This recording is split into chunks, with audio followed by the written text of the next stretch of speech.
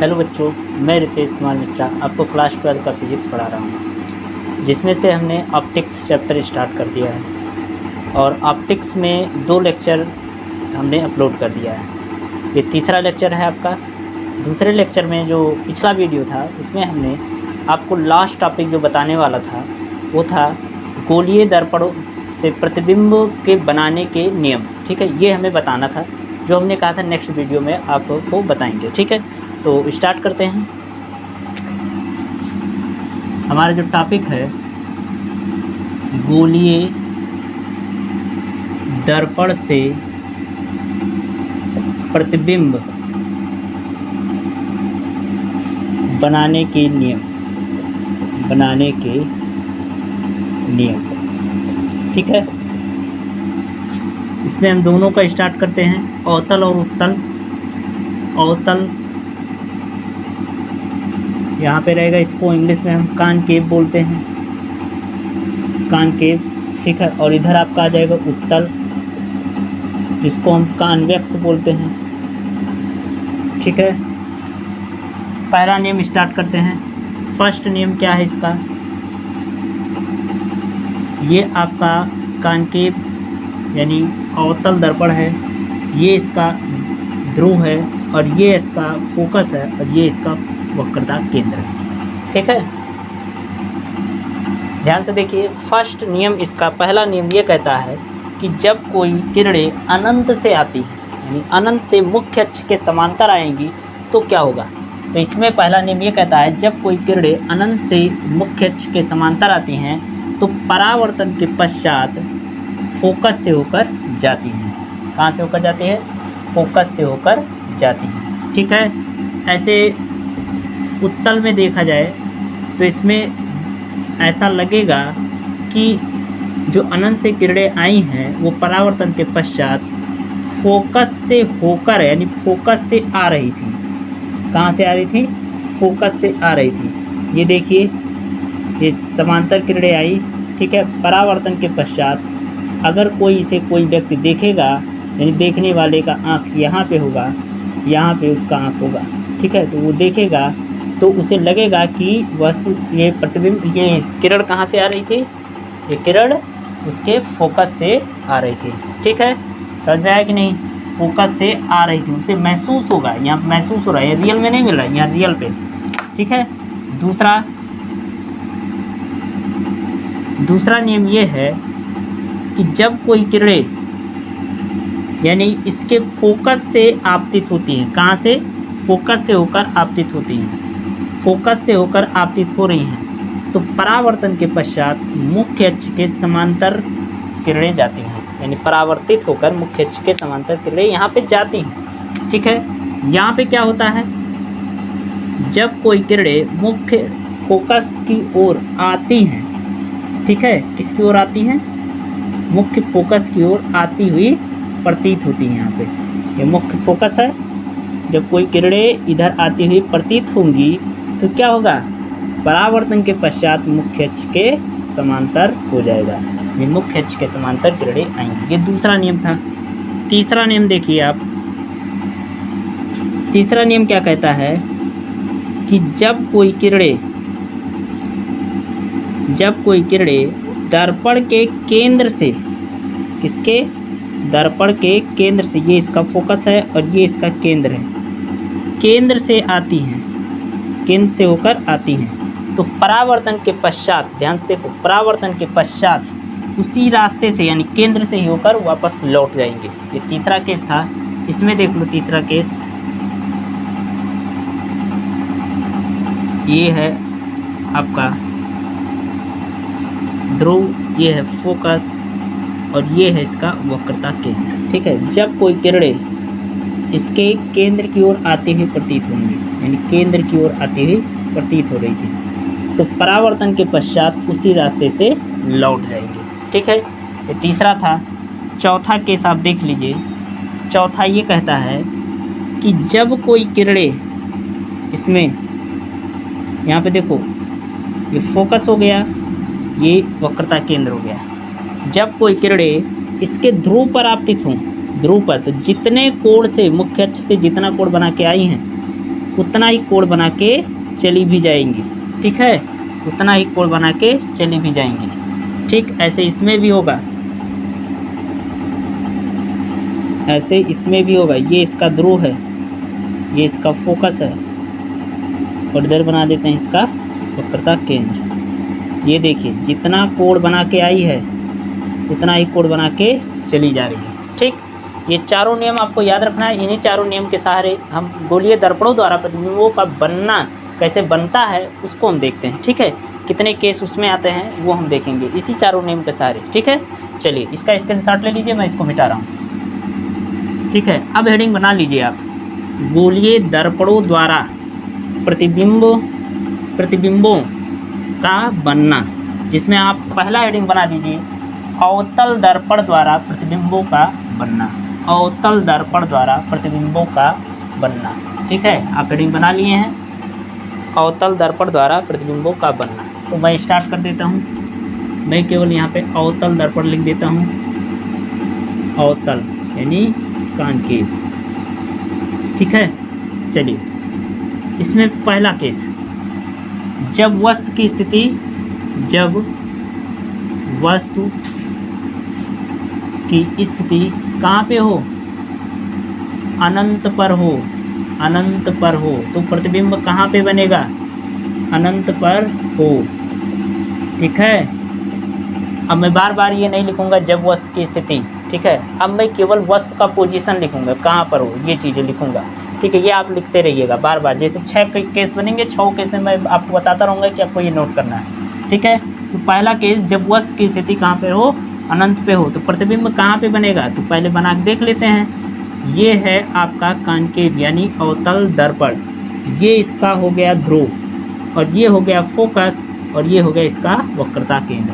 एक बात को आपको भली भांति याद रखना है कि जितने दूरी पर आप फोकस रखे हो, यानी ये डिस्टेंस जितना है उतना ही डिस्टेंस इनके बीच में रहेगा, तभी आप सही से फिगर बना पाओगे। ठीक है, नहीं तो गड़बड़ हो जाएगा, यानी गलत हो जाएगा आपका।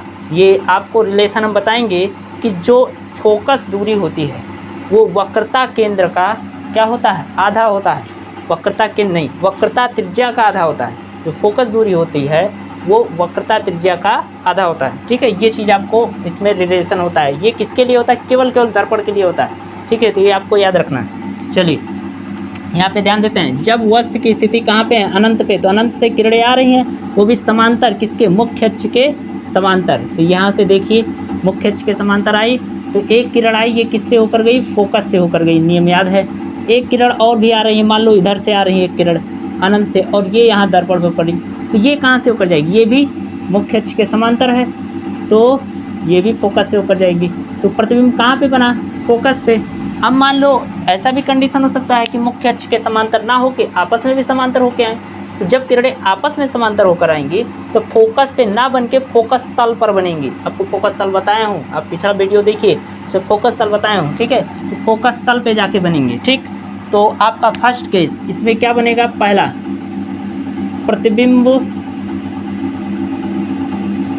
की स्थिति, ये आपको न्यूमेरिकल में भी कभी कभी पूछता है ये सब चीज़ें। प्रतिबिंब की स्थिति न्यूमेरिकल इस पर जो बनता है वो यही सब होते हैं। दूसरा प्रतिबिंब की साइज, और तीसरा आपका रहेगा प्रतिबिंब की प्रकृति and nature. Position, size and nature, ये तीनों आपको बताना होगा। तो प्रतिबिंब की स्थिति कहाँ पे होगा, प्रतिबिंब कहाँ पे स्थित है, फोकस पर, तो मैं केवल F पर लिख दे रहा हूँ, कहाँ पर, F पर। ठीक है, दूसरा प्रतिबिंब की साइज कैसी है, बिंदु समान, कितना है, बिंदु समान, अत्यंत छोटा, बिंदु समान। तीसरा आपका देख लेते हैं, प्रकृति कैसी है, यहाँ पे प्रकृति इसकी वास्तविक तथा उल्टा। ठीक है, एक मिनट देख लें वीडियो बन रहा है कि नहीं, सही से आ रहा है पूरा इमेज।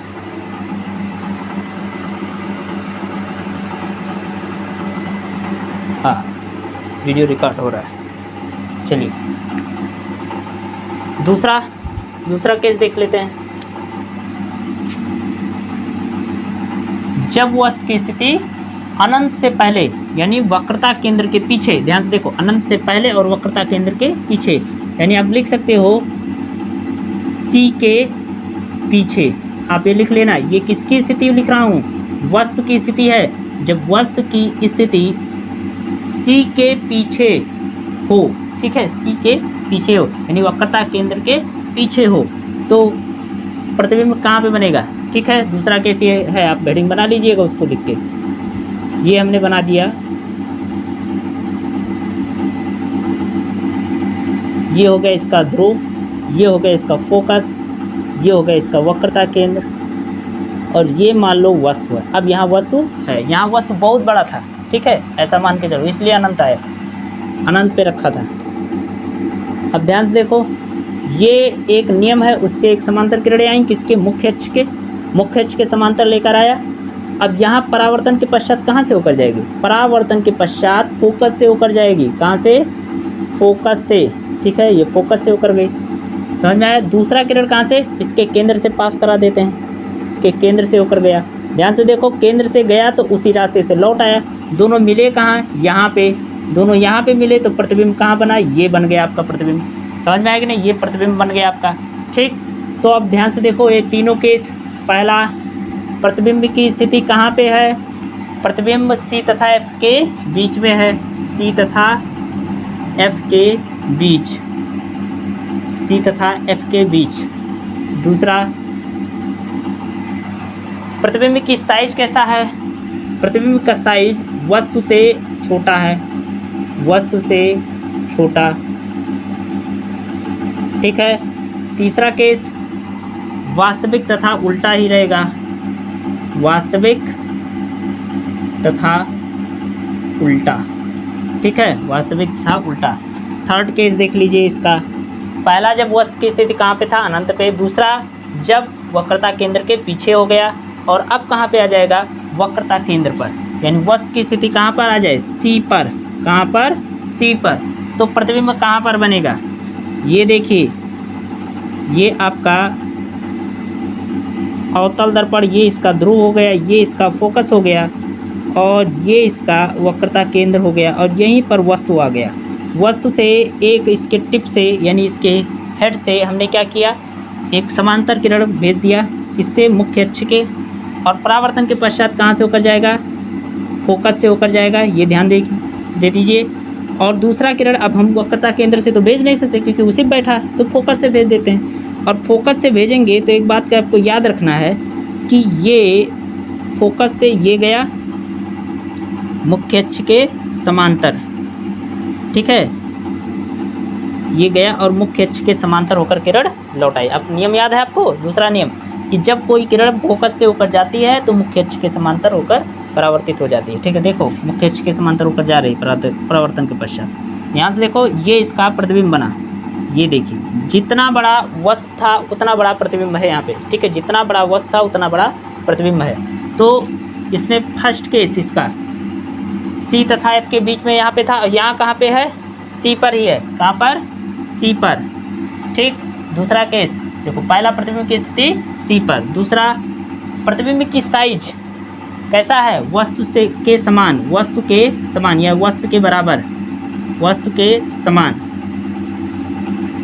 ठीक है, या वस्तु के बराबर कर दो। तीसरा, इसका प्रकृति कैसा है, यानी प्रतिबिंब की प्रकृति वास्तविक तथा उल्टा, वास्तविक तथा उल्टा। समझ में आया ये तीनों। अब इसके बाद चलते हैं,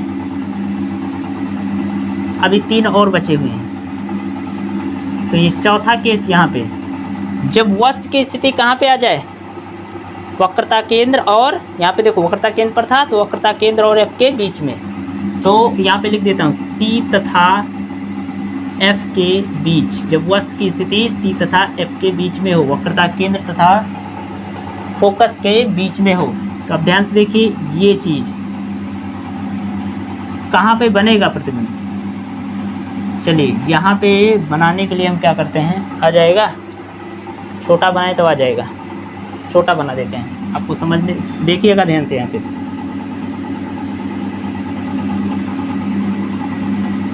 ये आपका अवतल दर्पण हो गया, ये इसका ध्रुव हो गया, ये इसका फोकस हो गया, ये इसका सी हो गया। ठीक है, अब ध्यान से देखिए, जब वस्तु यहाँ पे आ गया तो एक समांतर किरण गई, ठीक, यहाँ से परावर्तन के पश्चात कहाँ से होकर जाएगी, फोकस से होकर जाएगी। यहाँ फोकस कर देते हैं, फोकस से होकर गई, ठीक है। दूसरा किरण इसके वक्रता केंद्र से पास करा देते हैं, तिरछा हो जा रहा है, 1 मिनट सीधा कर दें। ये वक्रता केंद्र से ये दोनों यहाँ पे मिलेंगे। अब यहाँ दर्पण हम थोड़ा बढ़ा देते हैं, जाएगा तो दर्पण से टकराएगा। जिस रास्ते से गया उसी रास्ते से लौट आया, ठीक है। यहाँ टकराने के बाद उसी रास्ते से लौट आया, पीछे आया तो इस जगह पर दोनों मिले, परावर्तित किरणें इस जगह पर दोनों मिले, तो प्रतिबिंब कहाँ बन गया, वक्रता केंद्र के पीछे। कहाँ पर बन गया, वक्रता केंद्र के पीछे। अब ध्यान से देखो, ये जो वस्तु है, वस्तु से बड़ा प्रतिबिंब बना है ना, तो प्रतिबिंब की स्थिति कहाँ पे है, सी के पीछे। पहला सी के पीछे, ठीक है। दूसरा साइज कैसा है, वस्तु से बड़ा, वस्तु से बड़ा। तीसरा प्रकृति कैसी है, वास्तविक तथा उल्टा, वास्तविक तथा उल्टा, ठीक है। ये चौथा केस हो गया। अब आते हैं पांचवा, ठीक है। पांचवा देखते हैं। देखिए, पहला अनंत पे था, अनंत से खिसक के कहाँ पे आया, सी के पीछे, फिर उसके बाद खिसक के कहाँ पे आ गया, सी पर, फिर उसके बाद खिसक के कहाँ पे आ गया, सी तथा एफ के बीच में। अब कहाँ पे चला जाएगा, एफ पर चला जाएगा, ठीक है। ये सीरियल वाइज जैसे याद रखोगे तो याद रहेगा, ठीक है। तो वस्तु की स्थिति कहाँ पर, एफ पर आ गया, कहाँ पर, एफ पर। तो एफ पर हो गया, तो ये हमने बनाया, ये इसका क्या हो गया, ध्रुव, ये इसका फोकस हो गया, और ये हो गया इसका वक्रता केंद्र। प्रतिबिंब यहाँ पे वस्तु आ गया, और प्रतिबिंब कहाँ पे बनेगा देखते हैं। पहले एक समांतर किरण गया, ठीक है। परावर्तन के पश्चात कहाँ से होकर निकलेगा, फोकस से होकर निकलेगा। कहाँ से, फोकस से, ये चीज़ फोकस से होकर निकला, ठीक। दूसरा ये देखिए, जिस रास्ते से गया उसी रास्ते से लौट आया।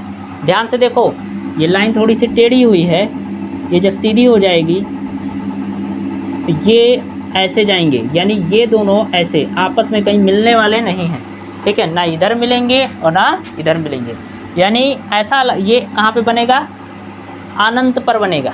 कहाँ पे बनेगा, अनंत पर। प्रतिबिंब कहाँ पे बनेगा, अनंत पर।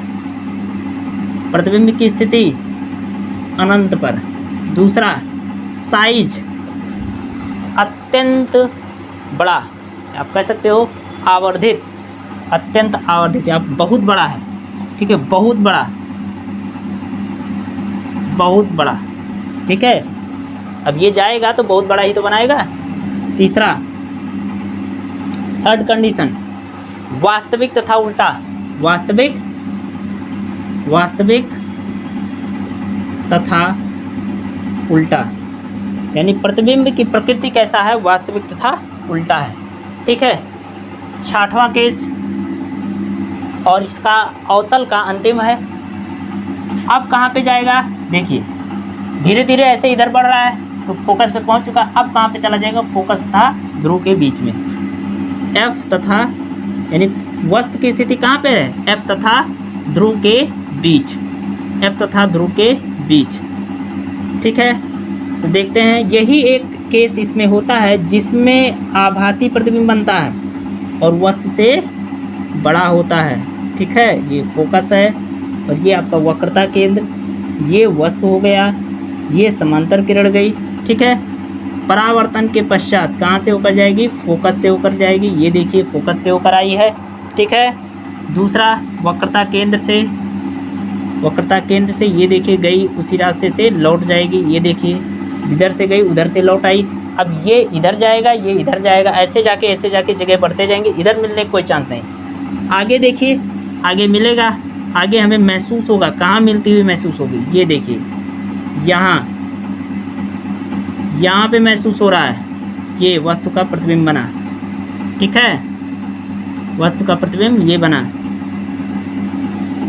ठीक, तो देखिए इतना बड़ा वस्तु था, ये इतना बड़ा प्रतिबिंब बन गया। फर्स्ट केस, यही एक ऐसा केस है कि जिसमें आभासी प्रतिबिंब बना है, दर्पण के पीछे बना है। ठीक है, पहला केस, प्रतिबिंब की स्थिति कहाँ पर है, दर्पण के पीछे। कहाँ पे, दर्पण के पीछे, प्रतिबिंब की स्थिति दर्पण के पीछे। दूसरा केस, दूसरा क्या है, प्रतिबिंब की साइज क्या है, वस्तु से बड़ा, वस्तु से बड़ा, वस्तु से बड़ा। तीसरा केस क्या है, प्रतिबिंब की प्रकृति कैसी है, आभासी तथा उल्टा, आभासी तथा उल्टा। बात समझ में आएगी नहीं, इतना समझे? चलिए, इतना समझ में आ गया तो आप इसको नोट कर लीजिए, स्क्रीनशॉट भी ले सकते हैं, मैं मिटा रहा हूँ। अब अगला आपका टॉपिक जो आता है, अवतल हो गया है, उत्तल। उत्तल दर्पण के लिए प्रतिबिंबों का बनना, हेडिंग बना लीजिए, उत्तल दर्पण के लिए प्रतिबिंबों का बनना। उसमें दो ही केस आएंगे, फिर इसके बाद इन सब का हम एक चार्ट आपको बना के दे देंगे, जिससे आपको आसानी से याद रहे पूरे कंडीशन। ठीक है, वैसे आप क्लास 10th में याद किए होंगे, बहुत बच्चे भूल ही जाते हैं, और भूलने की बीमारी सबको होती है। अगर भूलोगे नहीं तो पागल हो जाओगे, लेकिन पढ़ाई के मामले में सब कहते हैं याद रखो, याद रखना पड़ता है। ठीक है, जो नहीं चाहिए याद वो याद रहता है, और जो चाहिए याद वो भूल जाता है। ठीक है, चलिए, उत्तल यानी कॉन्वेक्स, इसमें भी जब वस्तु की स्थिति कहाँ पर हो, अनंत पर हो, जब वस्तु की स्थिति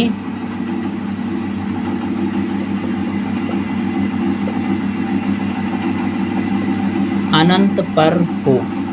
ठीक है, जब वस्तु की स्थिति अनंत पर हो तो प्रतिबिंब कहाँ पे बनेगा, जब वस्तु की स्थिति अनंत पर हो तो प्रतिबिंब कहाँ पे बनेगा, ये बन गया हमारा अवतल दर्पण।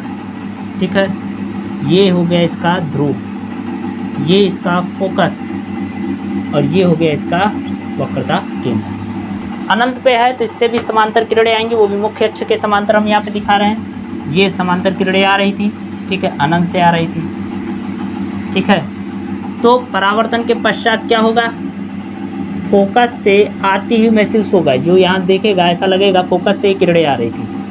तो परावर्तन के पश्चात ऐसा लगेगा फोकस से किरणें आ रही थी, यानी प्रतिबिंब की स्थिति कहाँ पे है, फोकस पे। यहाँ पे देखिए पीछे हमने बढ़ाया है, फोकस पे बना है, ऐसे निकल गई, ऐसे निकल गई, तो हमने पीछे बढ़ाया फोकस पे। ठीक है, तो ऐसा लग रहा है कहाँ पे बना है, फोकस पे रखा हुआ है, यानी अनंत पे है तो हमें कहाँ दिखाई देगा, फोकस पे। तो फर्स्ट केस, प्रतिबिंब की स्थिति कहाँ पे है, एफ पर। दूसरा, प्रतिबिंब की साइज बिंदु समान, बिंदु समान। तीसरा, प्रकृति कैसा है, दर्पण के पीछे है तो आभासी तथा सीधा, आभासी तथा सीधा होगा, आभासी तथा सीधा। ठीक है, चलिए इसका दूसरा एंड लास्ट, इसका लास्ट केस है। ठीक है, दूसरा केस क्या है, जब वस्तु की स्थिति कहाँ पे हो, अनंत तथा ध्रुव के बीच में, अनंत तथा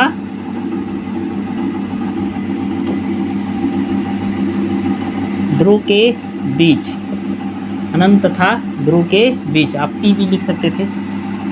यहाँ पे देखो ये आपका हो गया उत्तल दर्पण, ये फोकस हो गया, और ये हो गया इसका वक्रता केंद्र। ठीक है, अनंत तथा ध्रुव के बीच में कहीं पर भी वस्तु रख दो। पहला नियम क्या है, मुख्य अक्ष के समांतर किरणें गई, परावर्तन के पश्चात क्या होगा, परावर्तन के पश्चात ऐसा होगा, ऐसा लगेगा हमें कि फोकस से किरणें आ रही थी, परावर्तन के पश्चात फोकस से आ रही थी। दूसरा कहाँ से, इसके वक्रता केंद्र, इसके वक्रता केंद्र से, वक्रता केंद्र से ऐसा लग रहा है कि वक्रता केंद्र पर जा रही थी, लेकिन उसी रास्ते से लौट गई। ठीक है, उसी रास्ते से लौट गई। अब ध्यान से देखो, इन दोनों को हमने आगे बढ़ाया, आगे तो मिलने का चांस नहीं, ये इधर जा रहा है, ये इधर जा रहा है, कहीं नहीं मिलेगा, इधर ही पीछे मिल रहा है, ये जगह है मिलने का, यानी ये वस्तु का प्रतिबिंब बना है। वस्तु का प्रतिबिंब कहाँ पे बना है? P तथा F के बीच में, यानी ध्रुव तथा फोकस के बीच में। फर्स्ट P तथा F के बीच। दूसरा कहाँ पे बना है? दूसरा क्या है? साइज, वस्तु से छोटा, वस्तु से छोटा, यानी प्रतिबिंब की साइज कैसा है? वस्तु से छोटा। प्रकृति कैसा है? आभासी तथा सीधा, आभासी तथा सीधा।